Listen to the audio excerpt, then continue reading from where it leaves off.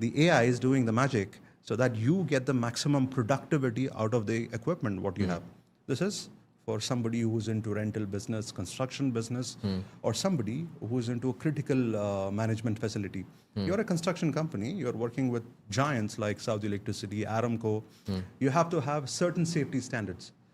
So if you're somebody who is a system integrator, you want to make sure that your team is not falling short on safety standards, compliance, you're wearing your helmet, you're not wearing your helmet.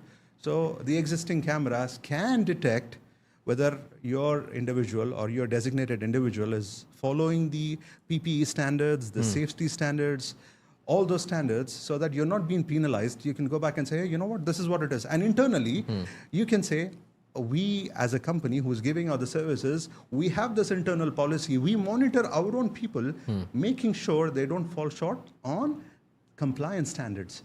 This is the proof.